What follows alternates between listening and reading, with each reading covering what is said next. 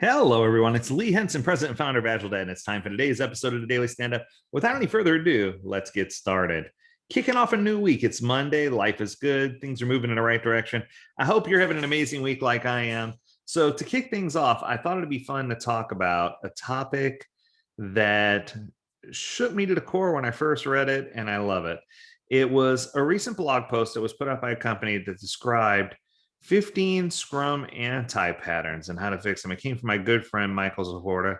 I have nothing but respect for this guy. So here we go. So let's dive in and take a look at some of these anti-patterns and let's talk about it. So coming in first, and we're going to break this up, just so you know, we're going to break this up over 5 days. So that way we have enough time to talk about each of these anti-patterns.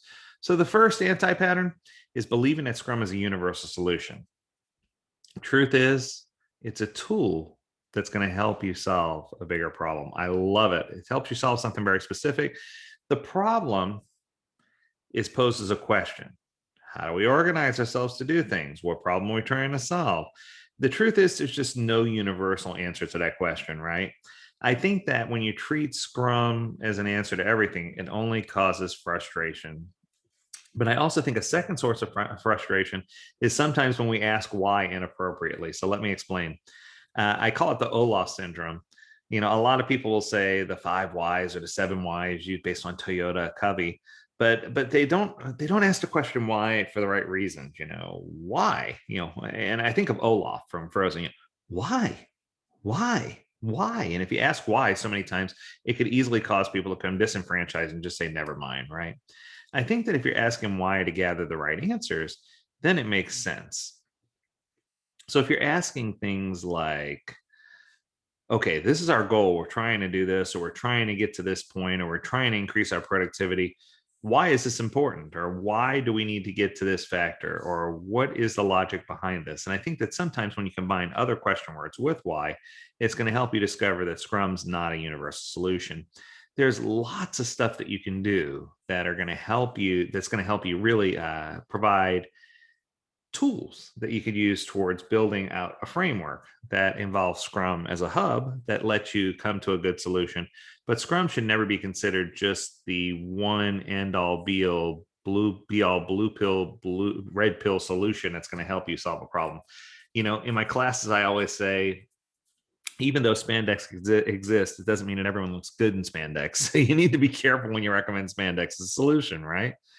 But I think when people in general understand the why behind the what, it gives them more motivation and it helps them implement the practices that fit best for them. So that totally makes sense. I dig it. I buy it. I think it's a good idea. And I think knowing the why behind the what is incredibly important. Coming in at number 2 is, some people tend to forget that Scrum is part of Agile. So they'll use them interchangeably. We're doing Agile Scrum. We're doing a Scrum Agile, right? Or we're going to have a daily Agile, or we do the Scrum. We have our Scrum every day, meaning a daily stand-up. I see a lot of room for stumbling here, right? So I think that Agile is more of how we approach solving problems. It's a mindset. And this is exactly what's pointed out here. And I agree that it's a way of being.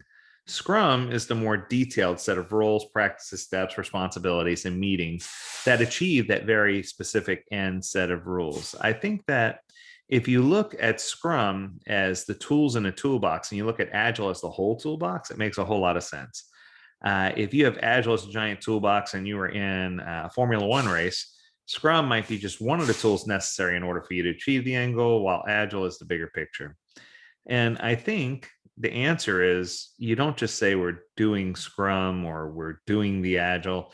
You need to embody it. And I think it involves both training, coaching, and culture shift in order to make sure it works. So you need those three big mindset shifts in order to make sure that you're embracing the whole package and that you're not just limiting yourself to doing Scrum, but that you're not trying to do the whole Agile enchilada either. Because if you try to do all of agility and try to do every step, it's going to be a stumbling block for you as well. Scrum anti-pattern number 3, to wrap things up for today, is focusing deeply on Scrum compliance. I think that when people come in and they say, we are going to do this very prescriptively, and I need a list of the top 5 things we must do in order to be successful. The whole purpose of doing Scrum in general is to help people think outside the box and adapt to their environment and figure out a better way to do things. It was never the intention of Scrum that it will evolve into something that's very rigid. And I think that too many people try to treat this as something incredibly rigid, and they end up failing as a result. They end up not meeting their business goals. They end up not meeting key performance KPIs. They're just they put themselves into a mess because they're backing themselves into a corner by saying that Scrum is something that is all or nothing, and it's something that they must do, and it has to be done a certain way. I feel like if we take our focus and rededicate our focus onto the problem we're trying to solve, and we understand which agile techniques in the toolbox are going to really play well with the Scrum Hub, I think that and only then will we discover the full potential of what Scrum can do for our organization. So I think in review quickly, starting at the top, we want to make certain that we're behaving and believing that Scrum is a universal solution, and or not believing that Scrum is a universal solution, because it's not one size fits all, right? And that's what I mean. We want to make sure that we understand that it's a tool in a toolbox that, combined with many other tools, help us to do things better, but it's not the single and only solution.